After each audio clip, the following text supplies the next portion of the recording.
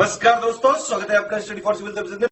यदि study for civil services के छात्र हैं तो ये वाला टेलीग्राम जरूर ज्वाइन करके रखिए। यूट्यूब चैनल में हमारे साथ है तो भी ये वाला टेलीग्राम ज्वाइन करना बहुत ज्यादा जरूरी है। सारे नोटिफिकेशन, सारे अपडेट, सारे मोस्ट इंपोर्टेंट पिक्स, सारा रिवीजन सब कुछ यहाँ पे बताया जाता है। टेस्ट को ध्यान से अटेम्प्ट करिए और बताइए कितना स्कोर आपने किया है, कितने सही किए हैं टोटल क्वेश्चन में से। सभी लोग अपना अपना स्कोर जरूर कमेंट करिए। देखिए ये हमारा एससीएस डेली क्विज चैनल है, इसमें डेली क्विज होती है बिल्कुल फ्री में, इसको जरूर ज्वाइन कर लीजिएगा। ये हमारा इंस्टाग्राम का पेज है, इसको जरूर फॉलो कर लीजिएगा। स्टडी फॉर सिविल .सर्विसेज करके अगर आप इंस्टाग्राम में सर्च करेंगे तो आपको मिल जाएगा। वीडियो को डिस्क्रिप्शन में इसकी लिंक दी हुई। इसमें आप स्टोरी सेक्शन जरूर देखते रहा करिए, प्लस इसमें हाईलाइट्स आते रहते हैं और प्लस पोस्ट आती रहती है, इनको जरूर फॉलो करते रहिए। नमस्कार दोस्तों, एक बार फिर से आपका बहुत बहुत स्वागत है स्टडी फॉर सिविल सर्विसेज में। और मैं एसके त्रिपाठी आज आप सभी के साथ जो हमारी बीपीएससी के लिए प्रीलिम्स के लिए टेस्ट सीरीज चल रही है, उसमें से जो आपका सेक्शनल टेस्ट है पॉलिटी से रिलेटेड, उसको यहां पर बाइलिंगुअल मैनर में हम लोग कंप्लीट करेंगे, कवर करेंगे। और पहला क्वेश्चन देखेंगे हम लोग यहां पर। और जो पहला क्वेश्चन है इसमें पूछा जा रहा है कि ऐसा कौन सा प्रावधान था जो 24 जनवरी 1950 को नहीं अपनाया गया था, नहीं अडॉप्ट किया गया था। तो नेशनल एंथम, नेशनल सॉन्ग और इसके बाद जो डॉक्टर राजेंद्र प्रसाद जी जो हैं भारत के जो पहले प्रेसिडेंट के रूप में चुने जाते हैं, ये तीनों जो आपके प्रावधान हैं ये 24 जनवरी 1950 को किए गए थे। और नहीं पूछा गया है तो जो नेशनल फ्लैग यहां पर लिखा गया है कि अडॉप्ट किया गया था इस दिन, तो इसको अडॉप्ट किया गया था 22 जुलाई आपका 1947 को। तो आंसर आपका क्या हो जाएगा? सी हो जाएगा, क्योंकि नहीं पूछा गया था। इसके बाद जो नेक्स्ट क्वेश्चन है इसमें पूछा जा रहा है कि संविधान सभा की ऐसी कौन सी दो कमिटीज थी जिनको जो चेयर किया था, किसने किया था? डॉक्टर राजेंद्र प्रसाद जी ने किया था। तो देखिए, प्रांतीय संविधान समिति, संघीय संविधान समिति। तो ये जो है जहां पर प्रांत आप देखेंगे कि जो प्रीफिक्स लग जाएगा तो यहां पर मैक्सिमम जगह आपके पटेल जी अध्यक्ष हैं। और इसके अलावा जो यूनियन लिखा हुआ है जहां पर कॉन्स्टिट्यूशन कमिटी, इसके अध्यक्ष आपके जेएलएन है, नेहरू जी हैं। ठीक है।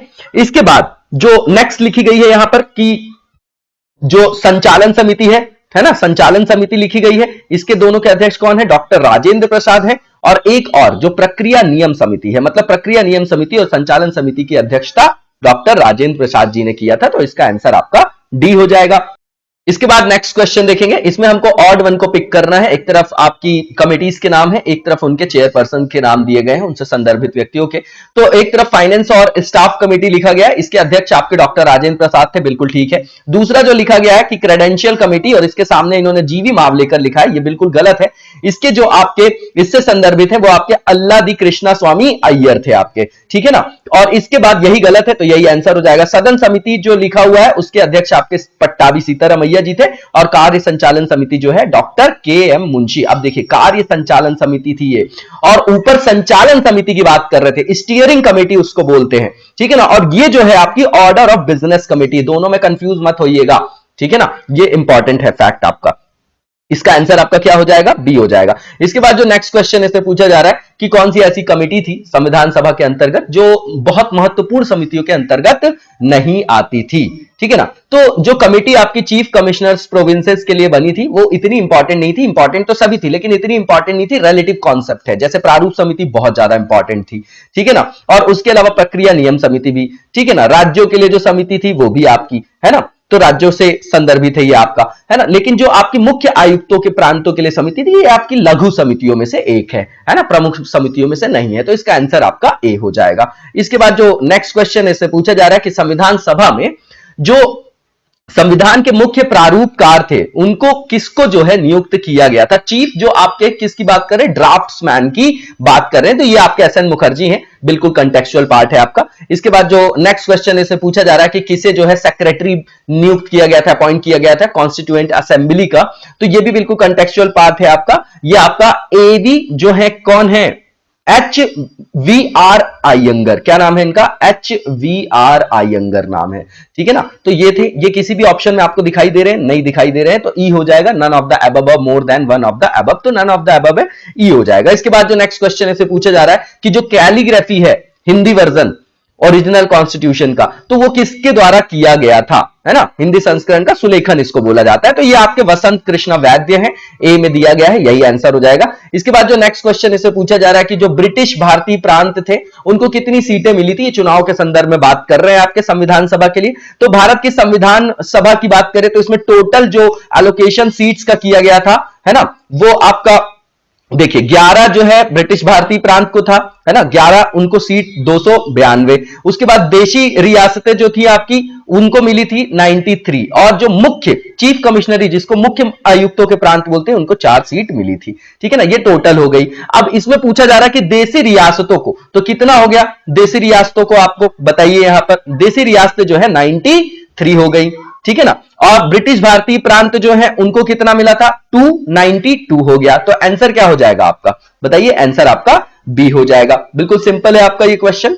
ठीक है, और ये 1946 का एलोकेशन है ना, ये आपको पता ही होगा। इसके बाद जो नेक्स्ट क्वेश्चन इसे पूछा जा रहा है कि इंडियन नेशनल कांग्रेस ने जो है इस चुनाव में कितनी सीटें जीती थी। तो ये जो आपके चुनाव के परिणाम आते हैं ये आपके जुलाई अगस्त 1946 के। इसमें कांग्रेस को मिलती है 208 और मुस्लिम लीग को मिलती है 73 सीट्स। ठीक है, तो ये आप देख लीजिए कहां पर, सी में है, ये आंसर हो जाएगा आपका। इसके बाद जो नेक्स्ट क्वेश्चन है इसे पूछा जा रहा है कि रॉन्ग वन को हमको पिक करना है किस संदर्भ में, जो 1946 में जो आपका रिप्रेजेंटेशन था कॉन्स्टिट्यूएंट असेंबली में कम्युनिटी वाइज वो दिया गया है यहां पर। ठीक है, तो अगर कम्युनिटी वाइज देखें तो यहां पर हिंदुओं को 163 मिला था रिप्रेजेंटेशन। ठीक है, तो यही गलत भी हो जाएगा आपका, तो आंसर आपका यही हो जाएगा। मुस्लिम्स को जो मिली था यहां पर आपका रिप्रेजेंटेशन कितना 80 था, एससी के लिए आपका 31 था और इनके लिए 6 था, इंडियन क्रिश्चियंस के लिए।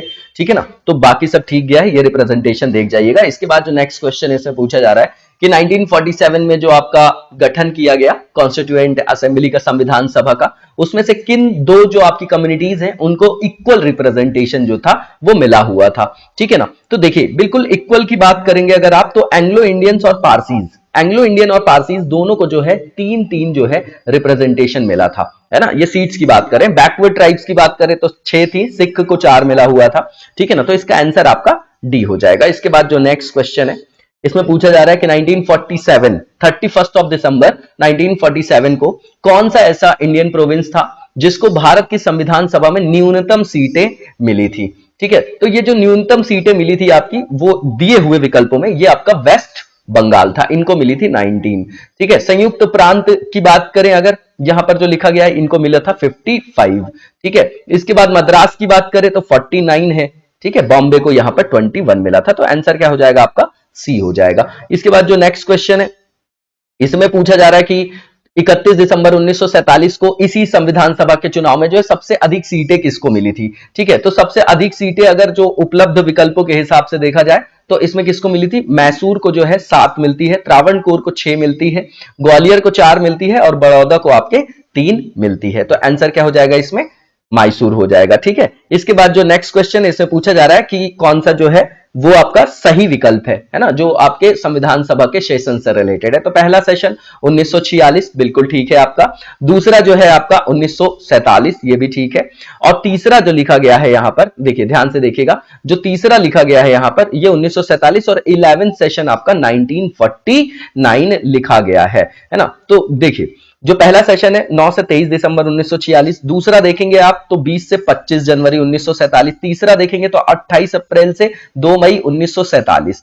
ठीक है, और लास्ट वन जो है आपका 11वां वो 14 से 26 नवंबर 1949। तो क्या हो जाएगा आपका, ये जो आपका लास्ट वाला ऑप्शन है जिसमें none of the above more than one of the above है, तो ज्यादा से ज्यादा इसमें सही है, एक से ज्यादा, इसलिए आंसर आपका ई हो जाएगा। इसके बाद जो नेक्स्ट क्वेश्चन है इसमें पूछा जा रहा है कि किस देश के संविधान में सबसे अधिक आर्टिकल्स है, बताना है हमको किस में है। तो भैया ये जो उपलब्ध यहां पर जो आपके देशों के नाम दिए, USA, Canada, Australia, south Africa, तो इसमें जो है आपका साउथ अफ्रीका में सबसे क्या है, ज्यादा है। ठीक है ना, 153 है आर्टिकल लगभग यहां पर, यूएसए में तो 7 है, कनाडा में आप देखेंगे 147, ऑस्ट्रेलिया में 128, तो उपलब्ध में से सबसे ज्यादा साउथ अफ्रीका में है, आंसर आपका डी हो जाएगा। इसके बाद जो नेक्स्ट क्वेश्चन है कि कौन सी ऐसी कंट्री है जिसने अपना कॉन्स्टिट्यूशन बनाने में जो है सबसे कम समय लिया है।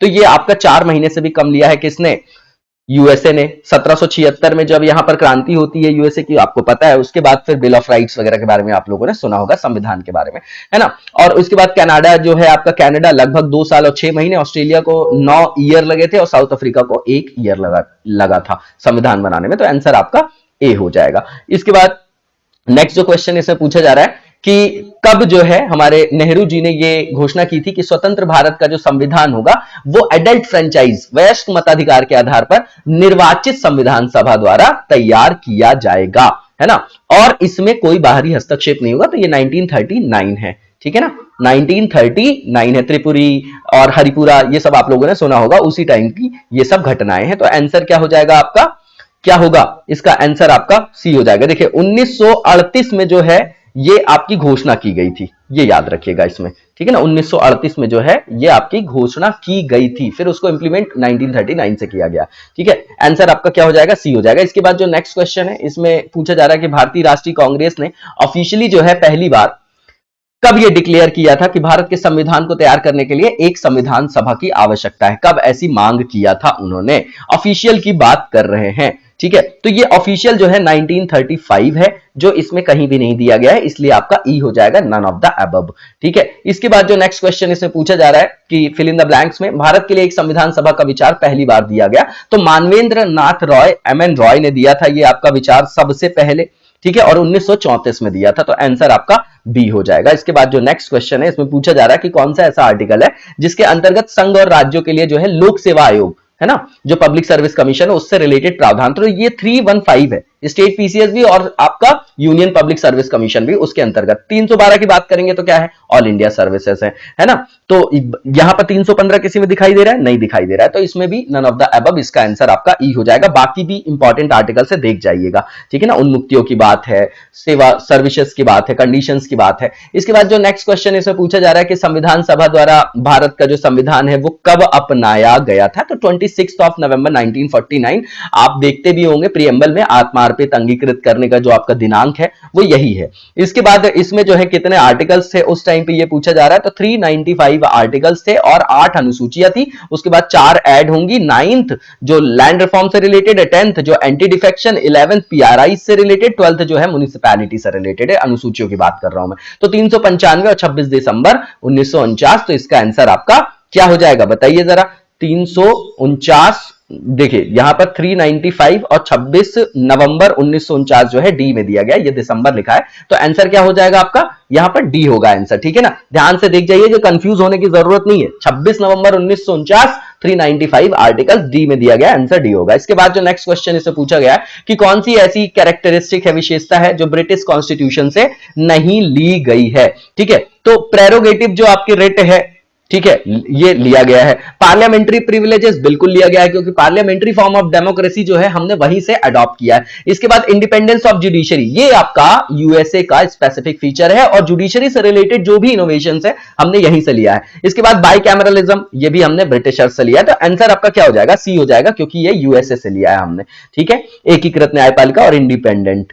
इसके बाद जो नेक्स्ट क्वेश्चन इससे पूछा जा रहा है कि भारतीय संविधान की जो आपकी स्पेसिफिक फीचर्स हैं उसमें जो आपातकालीन प्रावधान और उसके संदर्भ में जो एडमिनिस्ट्रेटिव डिटेल्स लिया गया है वो कौन से सोर्स से लिया गया है, ठीक है। तो देखिए भारतीय संविधान में अगर आप देखेंगे तो हमारे यहां 90% से ज्यादा सीधे सीधे प्रावधान जो 1935 के एक्ट से लिए गए हैं, तो ये भी सेम जो है आपका भारत सरकार अधिनियम 1935 से लिया गया है, ठीक है। इसके बाद जो नेक्स्ट क्वेश्चन इसे पूछा जा रहा है कि ऑड वन को हमको यहां पर पिक करना है, जो आपके कॉन्स्टिट्यूशन के फीचर्स से क्या है संदर्भित है, उसमें ऑड वन को हमको देखना है। तो फंडामेंटल राइट्स लिखा है, ये आपका कहां से लिया गया है बताइए, यूएस के कॉन्स्टिट्यूशन से। जुडिशियल रिव्यू, यूएस बोला मैंने आपको। इंपीचमेंट ऑफ जो आपका प्रेसिडेंट है वो भी आपका यूएस है, ठीक है। और ये जो सिंगल सिटीजनशिप है ये हमने लिया है कहां से, ब्रिटेन के संविधान से, क्योंकि यहां यूएसए में देखेंगे तो 2 वहां पर होती है ना, राज्यों के लिए अलग है, संघ के लिए अलग है ना। वहां राज्य जो है अलग भी हो सकते हैं केंद्र से, क्यों, क्योंकि वो समझौते का परिणाम है, लेकिन हमारा जो भारत है वो राज्यों का संघ है, किसी समझौते का परिणाम नहीं है। आर्टिकल 1 में ये कमेंट्री आप देखते होंगे, तो इसका आंसर आपका डी हो जाएगा, जो हमने कहां से लिया है बताइए। यहां पर जो ब्रिटेन से लिया यही ऑड हो जाएगा, बाकी सब यूएसए से लिया है, आंसर आपका डी हो जाएगा। इसके बाद जो नेक्स्ट क्वेश्चन है इसमें पूछा जा रहा है कि संविधान में कौन सी विशेषता ऐसी है जो आपके कनाडा के कॉन्स्टिट्यूशन से नहीं ली गई है। जो हमारे यहां सेंटर की ओर झुकाव है शक्तियों का, है ना, सशक्त केंद्र, ये अवधारणा हमने कनाडा से ली है, ठीक है। तो ये जो है आप यहां पर देखेंगे कि सशक्त केंद्र के साथ जो संघीय व्यवस्था बिल्कुल यहां से लिया है। जो आपकी रेसिड्यूरी पावर्स हैं वो सेंटर में है, बिल्कुल ठीक बात है। क्यों, क्योंकि हमारे यहां विघटनकारी शक्तियां थी जब हमारा भारत आजाद हो रहा था, है ना, विभाजन का संदर्भ वहां पर देखते हैं, है ना, तो बहुत सारी रियासतें थी, तो ये करण और जो हमारी क्या है अखंडता है, इंटीग्रिटी है जो हमारी, उसको क्या कर रहा था, नेगेटिवली हार्म कर सकते थे, ये राज्य वगैरह अलग हो सकते थे। तो केंद्र को ज्यादा शक्तिशाली बनाया गया, जो संविधान में उल्लेख नहीं है जिन विषयों का, उस पर जो है नियम केंद्र बनाएगी। तो दूसरा भी ये हमने कनाडा से लिया। उसके बाद केंद्र द्वारा राज्य के राज्यपालों की नियुक्ति, ये भी कनाडा। उसके बाद जो एडवाइजरी ज्यूरिसडिक्शन है सुप्रीम कोर्ट का, ठीक है ना, तो ये क्या है आपका, ये जो आप देखेंगे उच्चतम न्यायालय का जो परामर्शी न्याय निर्णय है, ये भी हमने कहां से लिया है, कनाडा से ही लिया है, ठीक है ना, परामर्शी न्याय निर्णय। तो इसमें एक से ज्यादा जो है आपका विशेषता नहीं पूछा जा रहा है, इसमें ध्यान दीजिएगा। तो यहां पर क्या हो जाएगा, नहीं ली गई पूछी तो ज्यादा से ज्यादा ली गई तो नन ऑफ द अबव, और जो आपका मोर than one of the above है तो नन ऑफ द अबव वाला भी आपका ई में दिया गया, इसलिए आंसर आपका क्या हो जाएगा, इसका ई हो जाएगा, ठीक है। इसके बाद जो नेक्स्ट क्वेश्चन है, इसमें देखेंगे हम लोग क्या पूछा जा रहा है, इसमें भी ऑड वन को पिक करना है। नेक्स्ट जो क्वेश्चन है, इसमें पूछा जा रहा है कि इनकरेक्ट जो ऑप्शन है उसको पिक करिए। तो जो प्रोसीजर जो आपका स्टैब्लिश्ड बाय लॉ है, विधि द्वारा स्थापित प्रक्रिया, ये मानेका गांधी से आप देखते हुए होंगे कि इस संदर्भ में जो है न्यायपालिका का जो है रुझान होता है, 1978 वाला जो केस है। तो विधि द्वारा जो स्थापित प्रक्रिया हमारे यहाँ है वो कहां से लिया गया, जापानी कॉन्स्टिट्यूशन से, बिल्कुल ठीक है। राज्यसभा के सदस्यों का जो निर्वाचन होता है, साउथ अफ्रीका का कॉन्स्टिट्यूशन, ये भी बिल्कुल ठीक है आपका। आपातकाल के दौरान जो आपके सस्पेंड किए जाते हैं फंडामेंटल राइट्स, 20 और 21 को छोड़ के, याद रखिएगा, ये 359 में, आर्टिकल 20-21 नहीं होता है, निलंबित है ना, बाकी सब हो जाते हैं। तो ये कहां से लिया गया, तो जर्मनी का बीमार या वाइमर संविधान जिसको बोलते हैं आप, वहां से लिया गया, ऑस्ट्रेलिया के संविधान से नहीं लिया गया है, गलत चुनना था, तो यही आंसर हो जाएगा आपका। डीपीएसपी जो है 1937 का जो आयरलैंड का संविधान है, वहां से लिया गया है, आंसर आपका सी हो जाएगा, नॉट बताना था, ऑड वन बताना था। इसके बाद जो नेक्स्ट क्वेश्चन इससे पूछा जा रहा है कि जो संविधान का संशोधन है वो किस पार्ट में जो है आपके दिया गया है, तो ये आपका 15th नंबर का जो आपका पार्ट है वो किससे रिलेटेड है, निर्वाचन से रिलेटेड है ना, निर्वाचन से रिलेटेड है। उसके बाद जो आपका 20th नंबर का जो पार्ट है वो रिलेटेड है आपका कॉन्स्टिट्यूशन के किससे, अमेंडमेंट से, ठीक है ना। तो देखिए यहां पर दोनों पूछा गया है कि किस भाग में निर्वाचन, तो निर्वाचन आपका 15 हो जाएगा, और जो आपका ये हो जाएगा संविधान संशोधन वो आपका 20 हो जाएगा, तो आंसर आपका ए हो जाएगा। बिल्कुल सिंपल है, आर्टिकल 368 और आर्टिकल 324, 368 अमेंडमेंट, 324 इलेक्शन कमीशन। इसके बाद जो नेक्स्ट वन है, इससे पूछा जा रहा है कि जो सब्जेक्ट जिससे रिलेटेड है, टेम्परेरी, ट्रांजिशनल और स्पेशल प्रोविजन से, ये संविधान के किस भाग में सन्निहित है, मतलब कौन से पार्ट में है आपके ये, तो ये 21st नंबर का पार्ट है आपका, ठीक है ना। आर्टिकल 370 वगैरह देखते होंगे आप लोग, उसी से रिलेटेड है। तो ये आपका अस्थायी, संक्रमणशील और विशेष प्रावधान, ठीक है ना। 20 के बाद 21वां भाग आपको दिखाई दे रहा है, यही है आपका आंसर, आपका सी हो जाएगा। इसके बाद जो नेक्स्ट क्वेश्चन है, इसमें हमको करेक्ट वन को पिक करना है जो पार्ट से रिलेटेड है। यहां पर पार्ट 8 लिखा है और कोऑपरेटिव सोसाइटीज लिखा हुआ है। अब बताइए ये कैसे आपका सही हो सकता है क्या, हाँ ये बताइए आपका कि सही विकल्प का, ये गलत है ना, क्योंकि 9th नंबर के पार्ट में आप देखेंगे तो पीआरआईज आएगा वहां पर, है ना। उसके अलावा 9A जो है म्युनिसिपैलिटीज, और वहीं पर 9B जो है आपका कोऑपरेटिव सोसाइटी से रिलेटेड है। 97 नंबर का अमेंडमेंट है ये आपका 2010-11 का,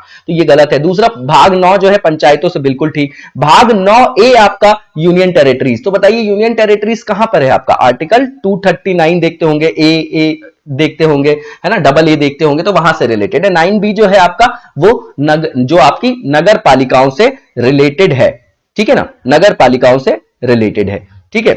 जो आपका क्या लिखा हुआ है यहां पर 9B, जबकि ये 9A होना चाहिए था। तो जो भाग 9 है वो पीआरआई से रिलेटेड है, यही बस सही है, आंसर आपका बी हो जाएगा। इसके बाद जो नेक्स्ट क्वेश्चन इससे पूछा जा रहा है कि फिर से पार्ट से रिलेटेड है, और सही जो भी है आपका पार्ट, हमको ये बताना है कि कौन सा करेक्टली लिखा गया है यहां पर। तो भाग 1 है, पार्ट 1 मौलिक अधिकार, नहीं भैया ये कैसे होगा, पार्ट 1 क्या है India and union of the state, जो आर्टिकल 1 से लेके आपका 4 तक है। फिर पार्ट 2 सिटीजनशिप से रिलेटेड है, 5 से लेके 12, है ना, 11 आर्टिकल, जबकि है ना 5 से लेके 11, 12 में स्टेट की डेफिनेशन है, और 12 से फिर आपका 35 तक क्या है, पार्ट 3 जो है आपका वो रिलेटेड है फंडामेंटल राइट से, तो ये गलत है। भाग 2 जो है संघ और उसका राज्य क्षेत्र, भाग 1 है। भाग 3 जो है ये आपका रिलेटेड है फंडामेंटल राइट से। भाग 4 जो 36 से आर्टिकल से 51 तक है, ये डीपीएसपी है, और भाग 4A जो है वो आपका फंडामेंटल ड्यूटीज से रिलेटेड है, तो आंसर आपका डी सही हो जाएगा यहां पर, ठीक है। इसके बाद जो नेक्स्ट क्वेश्चन है इसमें पूछा जा रहा है कि कौन सा ऐसा आर्टिकल है जिसके अंतर्गत 5th शेड्यूल से रिलेटेड जो है आपके प्रावधान किए गए। 5th और 6th शेड्यूल किससे रिलेटेड है आपका, जो आपके जनजातीय क्षेत्रों के प्रशासन से रिलेटेड है ना, आप लोगों को पता होगा। तो ये जो है आपका क्या हो जाएगा, 5वीं अनुसूची, आर्टिकल जो इससे रिलेटेड है 244 से है, और 7th शेड्यूल है आपका, और आर्टिकल 246 जो रिलेटेड है है ना, वो 7वीं अनुसूची से रिलेटेड आपके प्रावधान यहां पर दिए गए हैं, इसी आर्टिकल से रिलेटेड। तो ये आपका आर्टिकल 244 हो जाएगा, ठीक है, आर्टिकल 244 हो जाएगा इसका, ठीक है। और इसके बाद क्या हो जाएगा आपका, आर्टिकल 246 हो जाएगा। तो आंसर क्या हो जाएगा आपका, ए हो जाएगा इसका आंसर। इसके बाद जो नेक्स्ट क्वेश्चन है इसमें पूछा जा रहा है कि आर्टिकल 243G और जो आर्टिकल 243W है वो किससे रिलेटेड है, किन अनुसूचियों से रिलेटेड है। तो बिल्कुल सिंपल है, ये आपका 11th आपकी शेड्यूल है जिसमें PRIs की बात की गई है, ठीक है ना, ये इसी से रिलेटेड है आपका बात, ठीक है। और 243 की बात कर रहे हैं ये आपके, ठीक, 243G जो है, और जो 12th शेड्यूल है उससे रिलेटेड है आपका 243W, है ना। तो ये आप देख लीजिए किससे रिलेटेड है। तो यहां पर क्या लिखा गया है आंसर में, यहां पर आपका क्या हो जाएगा, ये वाला ऑप्शन हो जाएगा, है ना, कोई नहीं वाला। तो आंसर आपका ई हो जाएगा।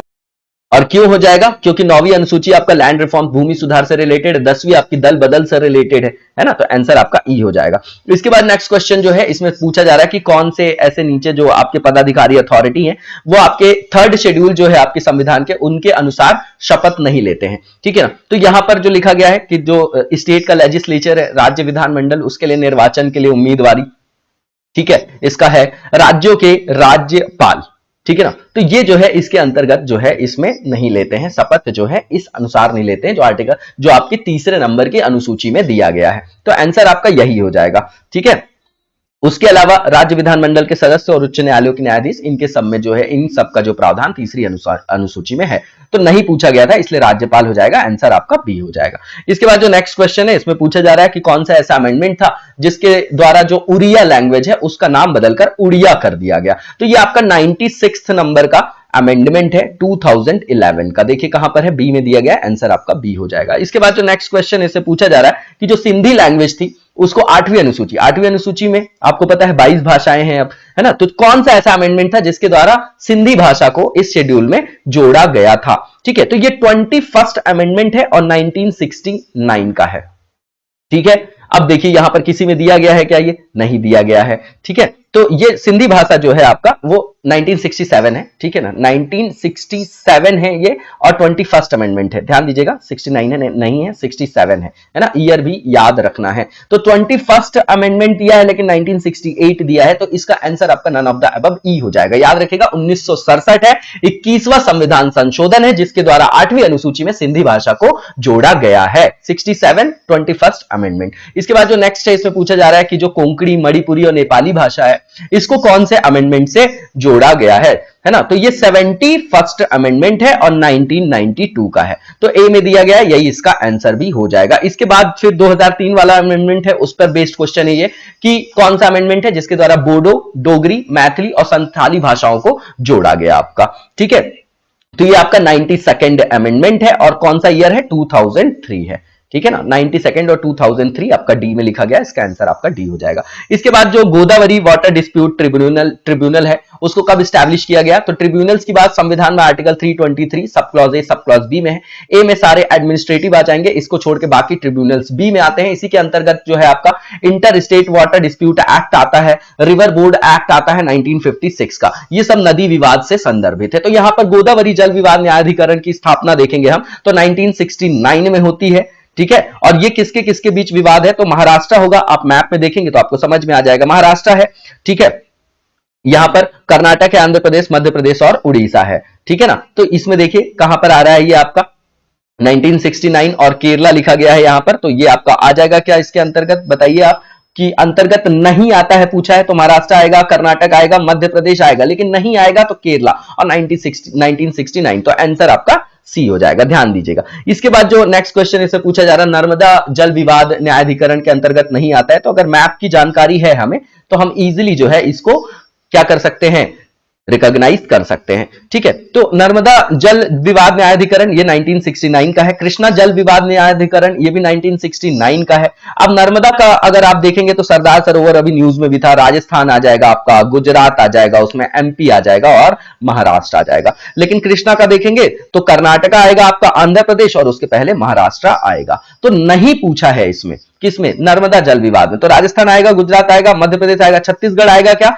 छत्तीसगढ़ नहीं आएगा। उसके बाद कृष्णा जल विवाद न्यायाधिकरण के अंतर्गत नहीं आता है, तो उसमें आपका कर्नाटका तो आएगा लेकिन केरला नहीं आता। महाराष्ट्र, कर्नाटक, आंध्र प्रदेश आएगा। तो आंसर इसका डी हो जाएगा। इसके बाद जो नेक्स्ट क्वेश्चन है, इसमें महानदी जो वाटर डिस्प्यूट ट्रिब्यूनल है, इसको कब स्टैब्लिश किया गया?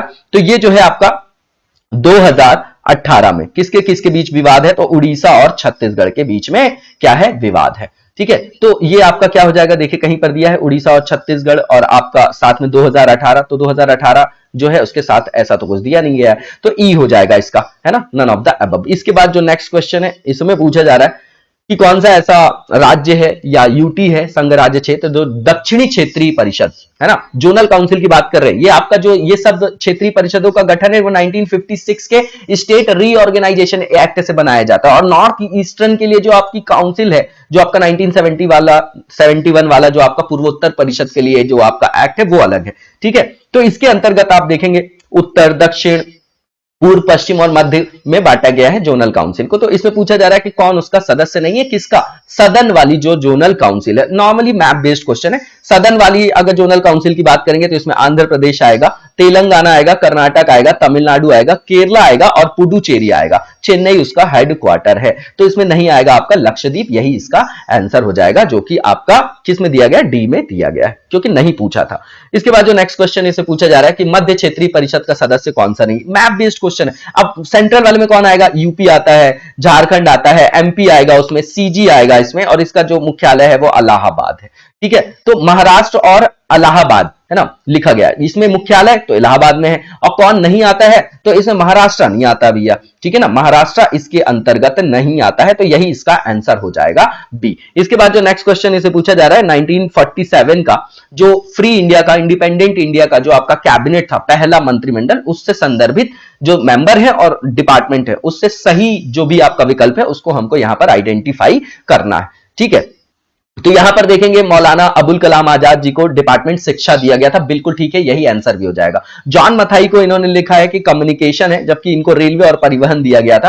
आरके षडगुम चेट्टी जो है, इनको वित्त दिया गया था। इन्होंने ही पहला जो है सर्वे बजट, जिसको आप बोलते हैं एनुअल फाइनेंशियल स्टेटमेंट, को उन्होंने रखा था। उसके बाद रफी अहमद जो किदवई लिखा गया है यहां पर, इनको दिया गया था आपको कम्युनिकेशन। तो बाकी सब गलत है, सही बताना था, आंसर आपका ए हो जाएगा। इसके बाद जो नेक्स्ट क्वेश्चन है, इसमें पूछा जा रहा है, सेम पैटर्न पे क्वेश्चन है कि 1946 में जो इंटरिम गवर्नमेंट थी उसमें ऑड वन जो भी यहां पर आपका विकल्प है उसको आइडेंटिफाई करना है। एक तरफ मेंबर, एक तरफ आपके गिवन डिपार्टमेंट से। तो फूड और एग्रीकल्चर राजेंद्र प्रसाद जी को दिया गया था, ये बिल्कुल ठीक है।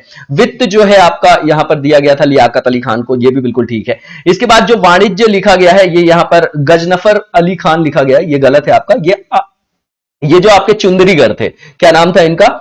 आई चुंदरीगर इनका नाम था, है ना, तो ये गलत है आपका, और आंसर आपका यही हो जाएगा। उसके बाद विधि जो है दिया गया था वो जेएन मंडल को, जोगिंदर नाथ मंडल को, ये आपका बिल्कुल ठीक है। तो आंसर आपका नॉट बताना था, इसलिए आंसर आपका सी हो जाएगा। इसके बाद जो नेक्स्ट क्वेश्चन है, इसमें पूछा जा रहा है कि जो आपका हिस्टोरिकल ऑब्जेक्टिव रेजोल्यूशन, इसलिए मैं बोलता हूं कि जो प्रस्तावना बोलते हैं हम किसके संदर्भ में? प्रीएम्बल को। तो प्रस्तावना नहीं, उसको उद्देशिका बोला जाना चाहिए, क्योंकि पूरे संविधान का जो दर्शन है, लक्ष्य है, वो इसी में निहित है। और ये उद्देश्य प्रस्ताव जेएलएन ने कब जो है नेहरू जी ने प्रस्तुत किया था? तो 13 दिसंबर 1946 है।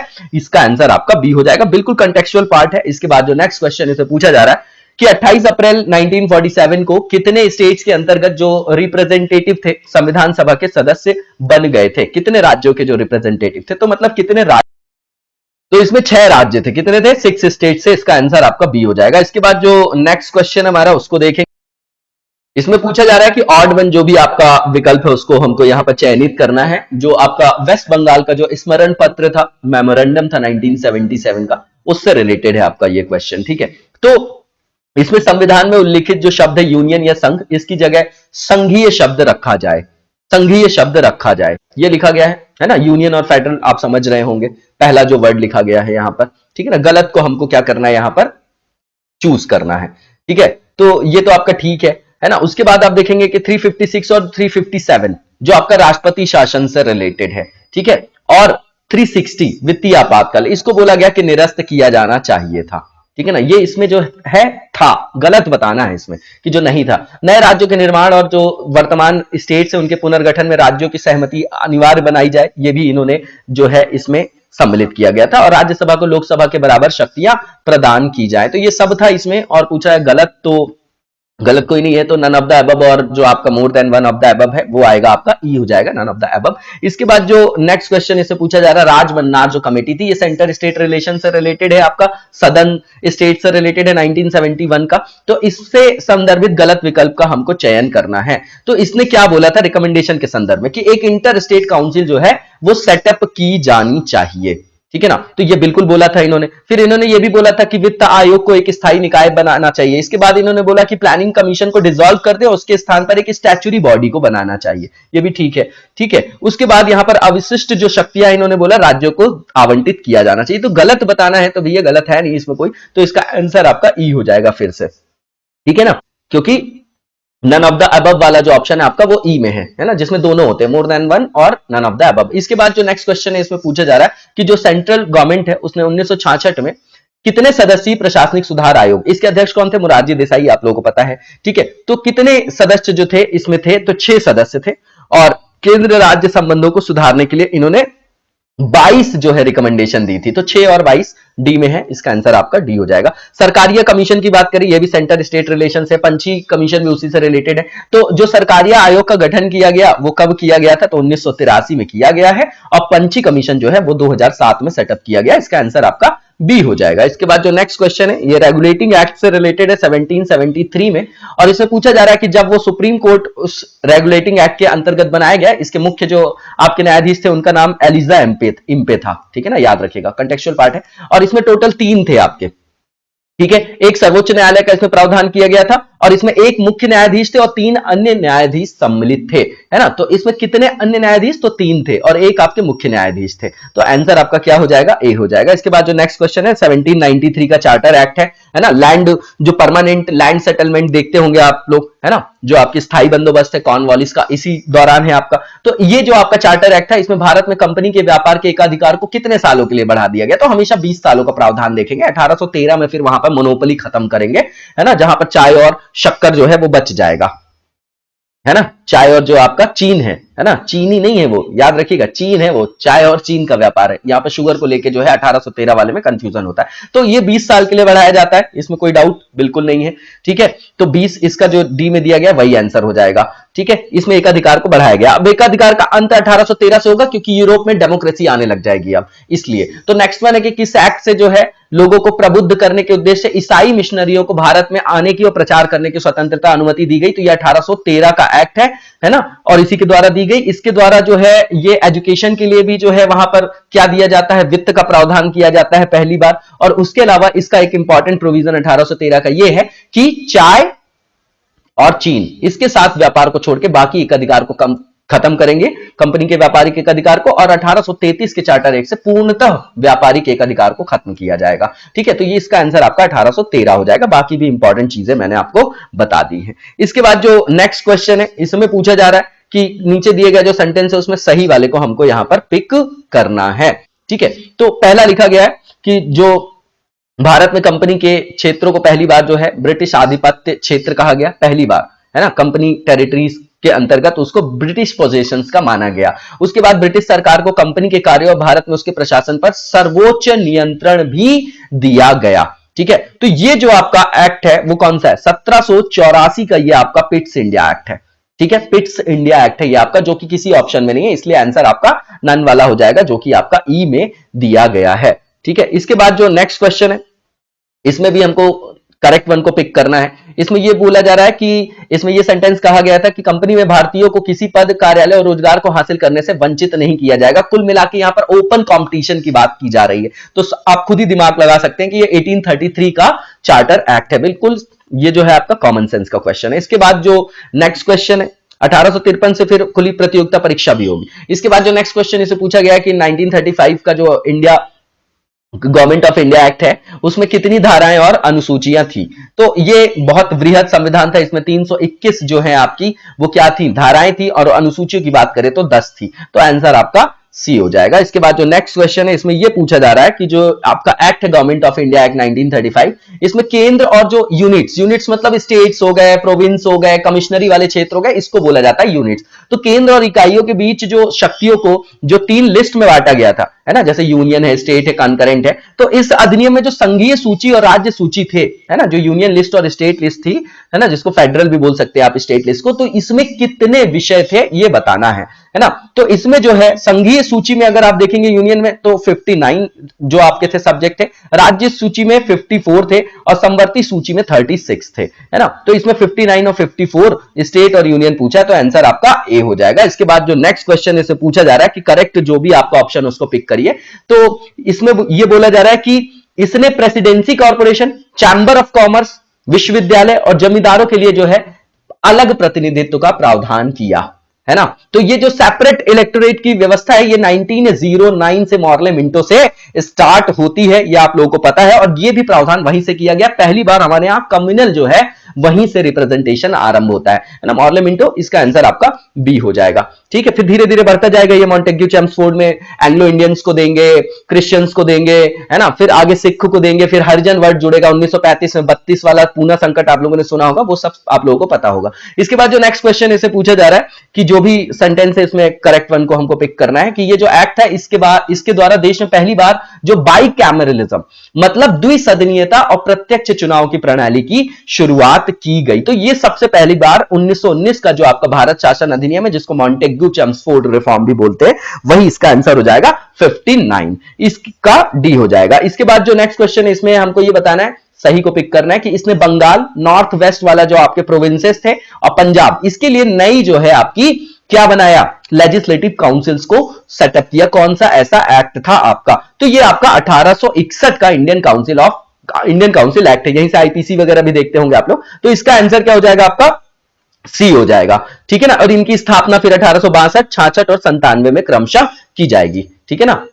ठीक है, स्टेट के हिसाब से बता रहा हूं, बंगाल और नॉर्थ वेस्ट प्रोविंसेस और पंजाब। इसके बाद जो नेक्स्ट क्वेश्चन है इसमें पूछा जा रहा है कौन सा आर्टिकल है जो अभी तक जो है वो रिपील नहीं किया गया है, वो पूछा जा रहा है, ठीक है। तो यहां पर 380, 381, 384 और 378 है, ठीक है। तो राष्ट्रपति के बारे में उपबंध था, 380 में रिपील कर दिया गया। 381 जो है आपका राष्ट्रपति की मंत्रिपरिषद से रिलेटेड था, यह भी आपका क्या किया गया, निरस्त किया गया।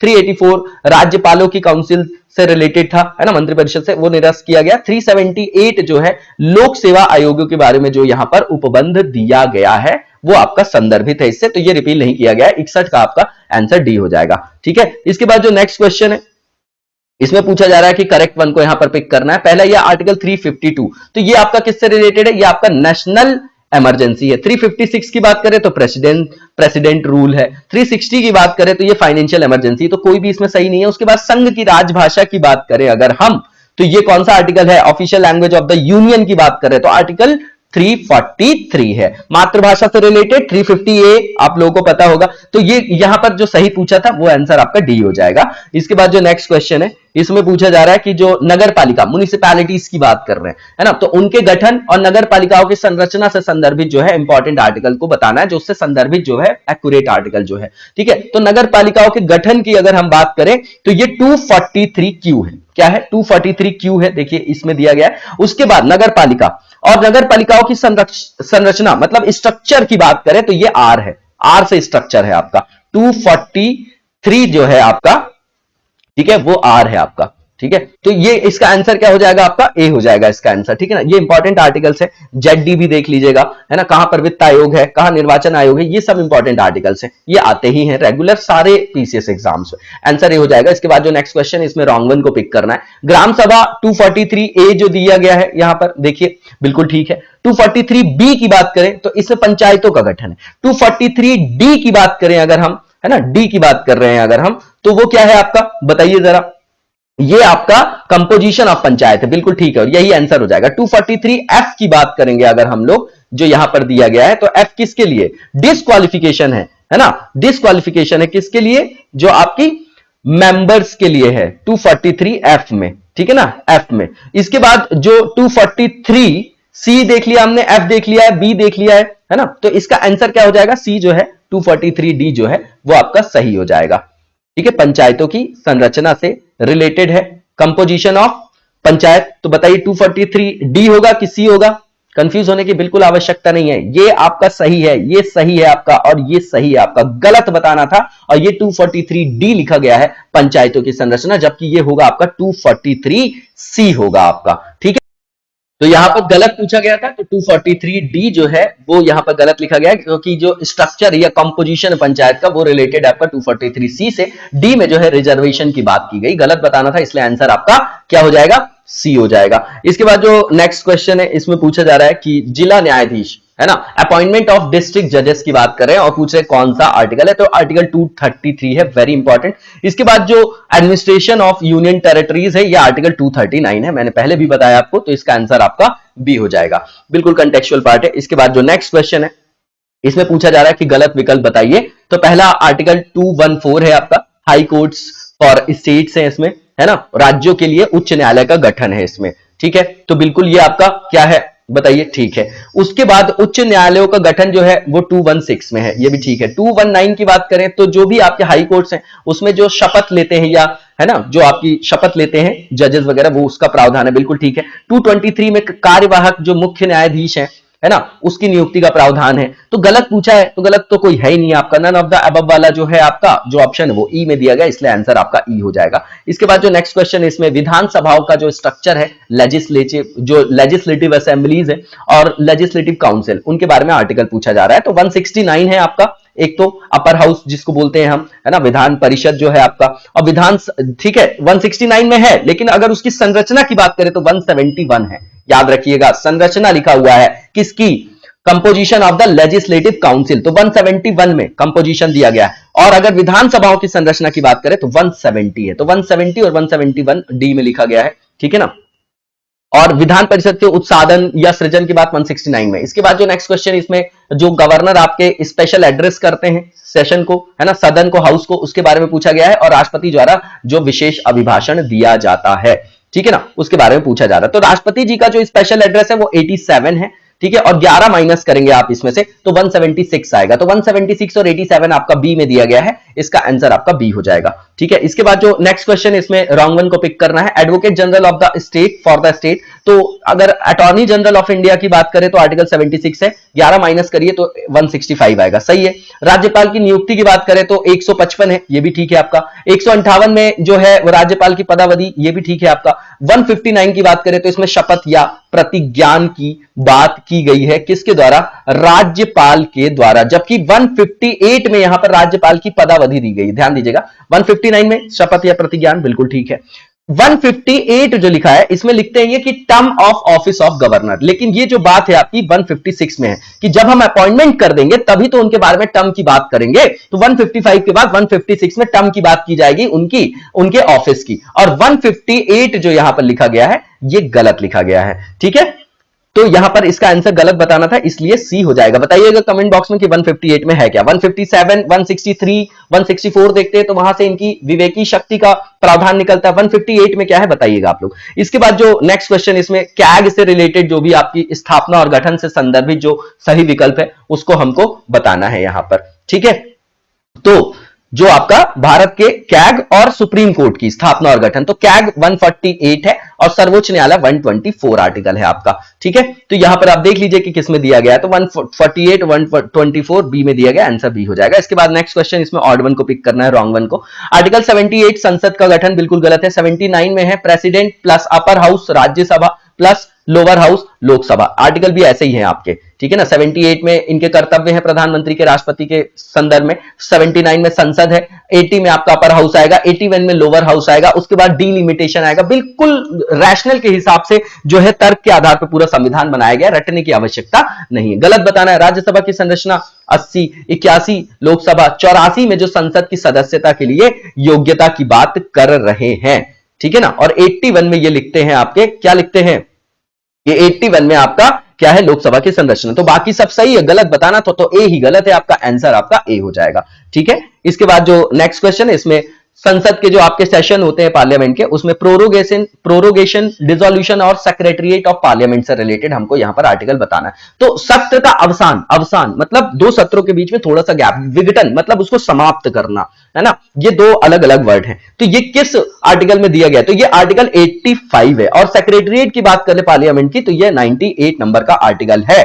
ठीक है, तो इसका आंसर 85 और 98 दिया गया है किसमें? सी में। इसका आंसर आपका सी हो जाएगा। इसके बाद जो नेक्स्ट क्वेश्चन है, इसमें हमको इनकरेक्ट ऑप्शन को पिक करना है। इलेक्शन ऑफ प्रेसिडेंट आर्टिकल 54 दिया गया है यहां पर, बिल्कुल ठीक है। उसके बाद राष्ट्रपति के रूप में चुनाव के लिए जो आपके क्वालिफिकेशन है वो किसमें दिए गए हैं? तो इसमें जो है आपका आर्टिकल 56 लिखा है, जबकि ये गलत है, आर्टिकल 58 है आपका, है ना, यही गलत है, आंसर आपका बी हो जाएगा। उसके बाद जो 60 नंबर का है आपका आर्टिकल, यहां पर शपथ या प्रतिज्ञान की बात है। 61 की बात करें तो इंपीचमेंट की बात है, बिल्कुल ठीक है, बाकी सब गलत बताना था, आंसर बी हो जाएगा। इसके बाद जो नेक्स्ट क्वेश्चन है, इसमें हमको ये बताना है कि यूनियन लिस्ट के अंतर्गत कौन सा ऐसा सब्जेक्ट नीचे दिया गया है जो नहीं आता है वो बताना है।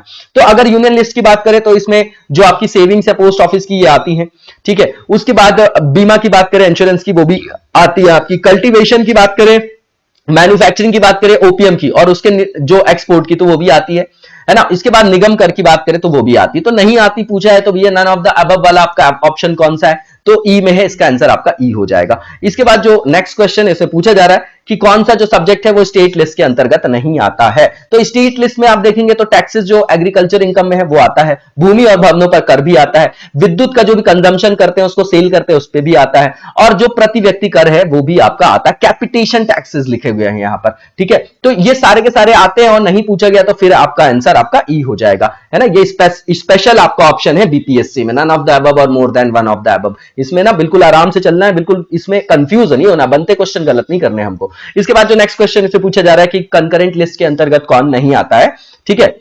वन आता है आपका, है ना। सोशल और जो इकोनॉमिक आपकी इकोनॉमिक प्लानिंग होती है वो भी आती है। राष्ट्रीय महत्व के जो आपके वैज्ञानिक या तकनीकी शिक्षा संस्थान है ना, ये किसके अंतर्गत आएंगे? तो ये संघ सूची के अंतर्गत आते, समवर्ती सूची में नहीं आते, और यही आंसर हो जाएगा सी।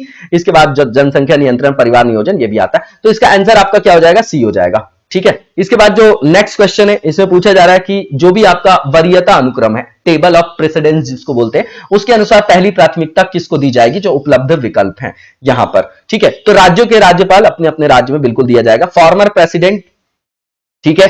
उसके बाद यहां पर डेप्यूटी प्राइम मिनिस्टर और चीफ जस्टिस ऑफ इंडिया लिखा गया है, ठीक है। तो सबसे पहले इसमें क्या आएंगे? राज्यों के राज्यपाल, उसके बाद आपके भूतपूर्व राष्ट्रपति, उसके बाद उप प्रधानमंत्री, और उसके बाद भारत के मुख्य जो आपके न्यायाधीश है ना। तो घटते क्रम में, तो आंसर आपका ए हो जाएगा यहां पर। इसके बाद जो नेक्स्ट क्वेश्चन है उसको देखा जाएगा, और उसे पूछा जा रहा है कि फिर से वरीयता अनुक्रम है जिसमें समान दर्जा किसको नहीं दिया गया है ना, उसको हमको यहां पर पिक करना है। तो वाइस चेयरपर्सन है आपके नीति आयोग के, लिखा गया है ना। इनको जो है नीति आयोग के जो उपाध्यक्ष होते हैं, है ना, वो क्या होते हैं आपके? उनको समान अगर दर्जा देखेंगे तो भूतपूर्व प्रधानमंत्री, राज्यसभा और लोकसभा में विपक्ष के नेता, है ना, ये जो है आपके क्या है? तीनों सेम वरीयता अनुक्रम में है, समान में, लेकिन भारत रत्न से सम्मानित व्यक्ति अलग है यहां पर। तो ये जो है आपका अलग है, इसलिए अलग ही पूछा था। जो समान दर्जा जिनका नहीं है, तो डी इसका आंसर हो जाएगा। वरीयता अनुक्रम एक बार देख लीजिएगा, बिल्कुल इजी है। इसके बाद जो नेक्स्ट वन है, इसमें भी सेम क्वेश्चन है, किसको समान दर्जा नहीं दिया गया? तो चेयरपर्सन की बात करें यूपीएससी की, ठीक है। उसके बाद जो है जजेस of supreme court, chief election commissioner और कैग, तो इन तीनों को समान है। किसको किसको? यूपीएससी के chairperson, election commissioner, chief election commissioner और कैग, लेकिन उच्चतम न्यायालय के न्यायाधीश इनमें से अलग है। इसका आंसर आपका बी हो जाएगा। इसके बाद जो नेक्स्ट क्वेश्चन, इसमें भी सेम क्वेश्चन पूछा जा रहा है, वरीयता अनुक्रम के अनुसार समान दर्जा नहीं दिया गया है। तो पहला यहां पर चेयरमैन की बात कर रहे हैं, कैट की सेंट्रल एडमिनिस्ट्रेटिव ट्रिब्यूनल की बात कर रहे हैं, पहला जो लिखा गया है यहां पर, ठीक है। उसके बाद अल्पसंख्यक आयोग के अध्यक्ष की बात कर रहे हैं, राष्ट्रीय अनुसूचित जाति आयोग और जनजाति आयोग के अध्यक्ष की बात करें, तो ये सब जो है आपके समान है। समान नहीं पूछा गया है तो आंसर आपका ई हो जाएगा ना, जिसमें आपका नन ऑफ द अबव और मोर than one of the above होगा, है ना। नहीं दिया गया तो सबको दिया गया है ना। तो यहां पर जो है सब समान वाले हैं, तो आंसर आपका ई हो जाएगा। इसके बाद जो दादरा और नागर हवेली है, इसको कौन से अमेंडमेंट के द्वारा जो है शामिल किया गया था, है ना।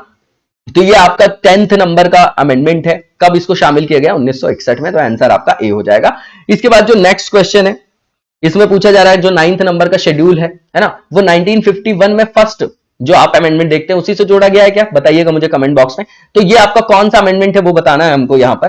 तो देखिए यहां पर 19वां संविधान संशोधन 9वीं अनुसूची से संबंधित नहीं है, ये पूछ रहा है। ये मैं बता रहा हूं कि 9th नंबर का शेड्यूल जोड़ा कब गया, तो पहला संविधान संशोधन 1951। अब पूछ रहे हैं कि वो जो अनुसूची जोड़ी गई उसमें से कौन सा जो नीचे दिया गया प्रावधान है उससे रिलेटेड नहीं है, मतलब भूमि सुधार से रिलेटेड नहीं है। ठीक है, तो यहां पर आप देखेंगे कि 4th लिखा है, 19th, 29th और 34th, बाकी सब है। लेकिन जो आपका देखिए यहां पर ध्यान से देखिएगा कि जो बी में लिखा गया है 19th नंबर का, ठीक है ना, वो आपका 9वीं अनुसूची से रिलेटेड नहीं है। आप कमेंट बॉक्स में बताइएगा 19th जो अमेंडमेंट है किससे रिलेटेड था। बाकी 4th, 29th और जो आपका 34th है ये रिलेटेड है आपका किससे, 9th शेड्यूल से। तो आंसर आपका बी हो जाएगा। इसके बाद जो नेक्स्ट क्वेश्चन है इससे पूछा गया है कि नीचे जो सेंटेंस है उससे सही को हमको पिक करना है। पहला ये कि हिमाचल प्रदेश, मणिपुर, त्रिपुरा, गोवा, दमन दीव और पुडुचेरी, इसके लिए जो भी आपकी क्या है लेजिस्लेचर और जो आपकी काउंसिल ऑफ मिनिस्टर्स है उसकी व्यवस्था कौन से अमेंडमेंट से किया गया है। ठीक है, तो ये 14th आपका कॉन्स्टिट्यूशनल अमेंडमेंट है 1962 का। ठीक है, तो इसका आंसर आपका बी हो जाएगा। इसके बाद जो नेक्स्ट क्वेश्चन है इसे पूछा जा रहा है कि 31st जो अमेंडमेंट था 1972 का उससे रिलेटेड कौन सा सही ऑप्शन है। ठीक है, तो इसमें लोकसभा की जो सीटें थी उसको 525 से बढ़ाकर 545 किया गया। ठीक है ना, ये कहां पर दिया गया आपका, ये आपका देखिए कहां पर दिया गया, डी में दिया गया है और यही इसका आंसर हो जाएगा। ठीक है, इसके बाद जो नेक्स्ट क्वेश्चन इससे पूछा जा रहा है कि कौन सा ऐसा अमेंडमेंट था जिसके द्वारा कोई भी अगर कॉन्स्टिट्यूशनल अमेंडमेंट बिल है तो उस पर राष्ट्रपति की जो सहमति है वो अनिवार्य कर दी गई थी, है ना। ये कब किया गया था, तो 24th अमेंडमेंट है, इंदिरा गांधी जी का कार्यकाल है 1971।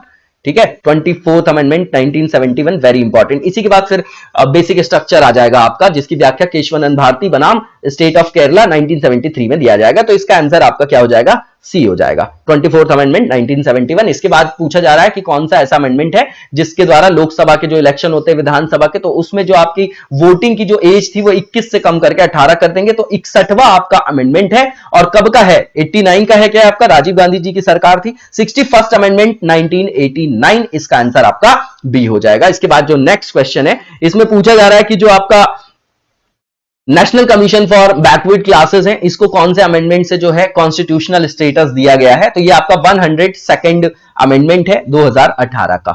ठीक है, तो याद रखिएगा 102वां और 2018, इसका आंसर आपका ए हो जाएगा। इसके बाद जो नेक्स्ट क्वेश्चन है इसमें पूछा जा रहा है कि कौन सा जो है रॉन्ग वन उसको पिक करना है। भारत के जो स्टेट्स हैं उनके लिए जो स्पेशल प्रोविजंस किए गए हैं उससे संदर्भित है आपका। ठीक है, तो पहला जो है यहां पर लिखा गया है 371F सिक्किम से रिलेटेड है, जी जो है मिजोरम से रिलेटेड है, एच जो यहां पर लिखा गया है आपका अरुणाचल से रिलेटेड है और आई लिखा गया है जो आपका कर्नाटक से रिलेटेड है। लेकिन आई आपका रिलेटेड है गोवा से रिलेटेड है आपका आई, और यही आपका गलत है। तो आंसर आपका डी हो जाएगा, बाकी सब ठीक है आपका। ठीक है, एफ सिक्किम, जी मिजोरम, एच अरुणाचल, आई आपका गोवा से रिलेटेड है ना। स्पेशल प्रोविजन देख जाइएगा क्योंकि आर्टिकल 370 को स्क्रैप किया गया है। इसके बाद जो नेक्स्ट वन है कि असम स्टेट के संदर्भ में जो स्पेशल प्रोविजन है वो कौन से आर्टिकल में और मणिपुर के संदर्भ में कौन सा आर्टिकल है, सही को हमको बताना है यहां पर।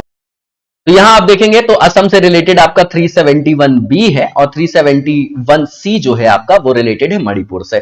ठीक है, तो इसका आंसर आपका क्या हो जाएगा, सी में दिया गया, आंसर आपका सी हो जाएगा। इसके बाद जो नेक्स्ट क्वेश्चन है इसमें पूछा जा रहा है कि कौन सा ऐसा आर्टिकल है जो आपका राइट टू फ्रीडम के अंतर्गत नहीं आता। तो राइट टू फ्रीडम आपको पता है कि आर्टिकल 19 से 22 के बीच है, तो 19, 20, 21, 22 जो है ये सारे के सारे आएंगे। और पूछ रहा नहीं तो नन ऑफ द अबव वाला आपका आंसर जो है वो ई में दिया गया है, इसका आंसर आपका ई हो जाएगा। ठीक है, भाषण एवं अभिव्यक्ति की स्वतंत्रता 19 है, 20 जो है गिरफ्तारी से के निरोध से रिलेटेड आपका क्या है संरक्षण, जिसमें आपका क्या है देखिए 22 में जो आप नेशनल सिक्योरिटी वाले जो एक्ट देखते हैं मीसा कोहे फोसा वो वहां पर है। और 20 में देखेंगे तो वोडाफोन वाला जो केस है आपका, है ना, डबल जियोपार्डी वाला, वो ये आपका 20 में है। 21 राइट टू लाइफ है ना, तो 2022 आपको समझ में आ गया होगा। इसको ऐसे याद रख सकते हैं कि यहीं पे मीसा वगैरह का प्रावधान है, रासुका का नेशनल सिक्योरिटी वाला, है ना, कोहे फूसा, ये सब यहां पर आता है। ठीक है, तो इसका आंसर क्या हो जाएगा, ई हो जाएगा, ज्यादा डिटेल में नहीं जाएंगे। इसके बाद जो नेक्स्ट क्वेश्चन इससे पूछा जा रहा है कि right to freedom of religion जो है ये कौन सा आर्टिकल है आपका,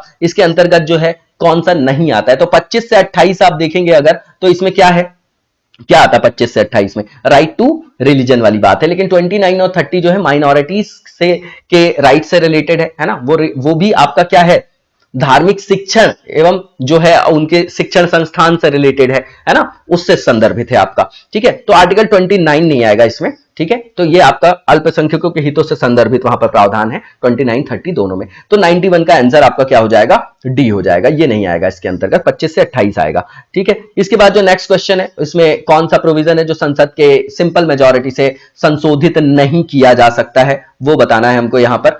ठीक है, तो संसद के साधारण बहुमत से आप देखेंगे तो संसद में कोरम उसको कर देंगे, संसद सदस्यों की जो सैलरी है ना, जो भत्ते वगैरह उसको कर देंगे, नागरिकता की प्राप्ति समाप्ति उसको भी कर देंगे। ठीक है, निर्वाचन क्षेत्रों का पुनर्निर्धारण इसी के द्वारा हो जाएगा, सब सिंपल मेजोरिटी से ही हो जाएगा। तो नहीं पूछा जा रहा है, फिर आपका आंसर आपका ई हो जाएगा, क्योंकि इसमें नन ऑफ द अबव और मोर than one of the above दोनों है। इसके बाद जो नेक्स्ट क्वेश्चन इसे पूछा जा रहा है कि स्पेशल मेजोरिटी के द्वारा कौन सा जो प्रोविजन है नीचे में से उसको संशोधित किया जा सकता है। तो फंडामेंटल राइट्स बिल्कुल ठीक है। इसके बाद डीपीएसपी दोनों है ना, मौलिक कर्तव्य की बात इसमें नहीं आएगी। ठीक है, और यूनियन टेरिटरीज इसमें नहीं आएगा। बाकी जो इसमें आंसर हो जाएगा तो क्या हो जाएगा बताइए आप, इसमें फिर से एक से अधिक वाला आपका आ जाएगा, तो आंसर आपका यहां पर क्या हो जाएगा, ई हो जाएगा, है ना। फंडामेंटल ड्यूटीज और फंडामेंटल राइट्स दोनों आएंगे।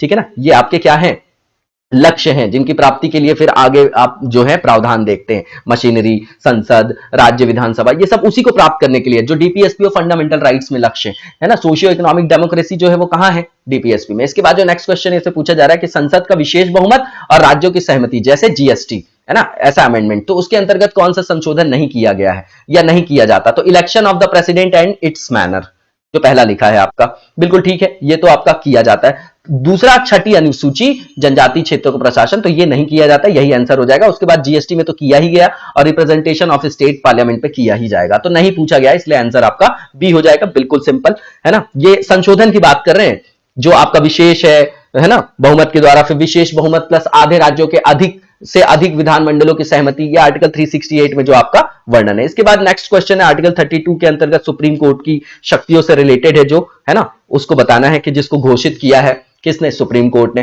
तो यहां पर लिखा गया है नमिता शर्मा केस लिखा गया है ना, नमित शर्मा है, कुलदीप नैयर और राम जेठमलानी केस। तो राम जेठमलानी जो केस है वो 2011 का है और इसके अंतर्गत जो है powers of the supreme court under article 32 की बात की गई। इसका आंसर आपका क्या है, ये आपका सी हो जाएगा, इसका आंसर बहुत इंपॉर्टेंट है। इसके बाद जो नेक्स्ट क्वेश्चन इसे पूछा जा रहा है, कौन से स्टेट में राज्यसभा में सबसे कम सीट्स है, ठीक है ना। तो ये आपका यहां पर जो दिया गया है उपलब्ध विकल्प, ये मध्य प्रदेश है 11 है, बिहार की बात करें तो 16 है, महाराष्ट्र की बात करें तो 19 है और तमिलनाडु की बात करें तो 18 है। तो उपलब्ध विकल्पों में मध्य प्रदेश है। राज्यसभा की जो सीटें हैं मध्य प्रदेश में 11 है, लोकसभा में 29 है, टोटल 40 है।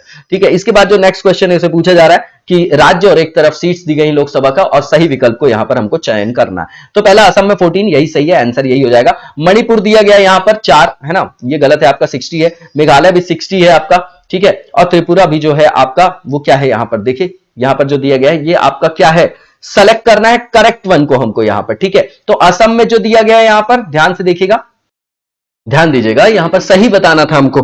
ठीक है, तो सही अगर बताना तो असम में तो 14 है लोकसभा की जो सीटें हैं। राज्यसभा में देखेंगे असम में आपकी तो कितनी सीटें हैं, 7 सीटें हैं, है ना। तो ये जो है आपका सही है। मणिपुर की बात करेंगे तो मणिपुर में आपकी लोकसभा की सीटें 2 हैं, यहां पर 4 लिखा गया है ना। राज्यसभा में यहां पर 1 है। त्रिपुरा की बात करेंगे अगर आप, तो त्रिपुरा में जो है सेम 1 जो है आपकी राज्यसभा और 2 लोकसभा। मेघालय की बात करेंगे तो बिल्कुल सेम है आपका, 2 लोकसभा में और 1 राज्यसभा में। तो ये तीनों आपका गलत लिखा गया है और सही विकल्प बताना था, तो हमारा आंसर जो हो जाएगा 97 का वो ए हो जाएगा। ठीक है, इसके बाद जो नेक्स्ट क्वेश्चन है इसको देखेंगे हम लोग और इसमें पूछा जा रहा है कि विधानसभा में जो सीटों की संख्या है उसके संदर्भ में यहां पर बताना है हमको। ठीक है ना, तो राज्य एक तरफ स्टेट और एक तरफ विधानसभा सीटों की संख्या है। तो मणिपुर में यहां पर 30 दिया गया है, जबकि मणिपुर में 60 है। मेघालय की बात करें 40, ये भी 60 है आपका। ठीक है, नागालैंड की बात करें अगर तो यहां पर 60 ही है, तो यही आपका आंसर भी हो जाएगा डी, है ना। सी में जो मिजोरम 50 लिखा गया है तो यहां पर 40 सीट्स है, तो आंसर आपका डी हो जाएगा। बिल्कुल कंटेक्चुअल पार्ट है सीट्स वाला। इसके बाद जो नेक्स्ट क्वेश्चन है इसमें गलत विकल्प का चयन करना है। एक तरफ राज्य है, एक तरफ जो लेजिस्लेटिव जो काउंसिल है उसमें नंबर ऑफ सीट्स दिए गए हैं, इसमें रॉन्ग वन को पिक करना है हमको।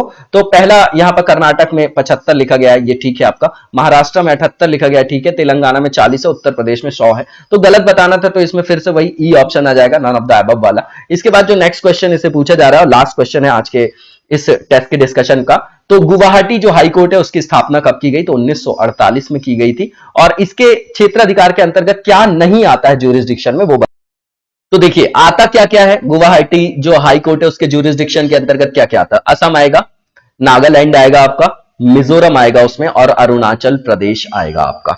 ठीक है, तो इसमें क्या होना चाहिए आंसर? मतलब क्या आपको दिखाई दे रहा है कि यहां पर मणिपुर आ रहा है क्या? नहीं आ रहा मणिपुर। ठीक है, और 1948 में 1948 में इसको सेटअप किया गया था, इसकी स्थापना की गई थी। तो इसका आंसर आपका सी हो जाएगा। इसी के साथ आज के वीडियो को यहीं पर विराम देंगे, नेक्स्ट वीडियो में कंटिन्यू करेंगे। तब तक लगातार जबरदस्त तरीके से पढ़ते रहिए। Thank you so much.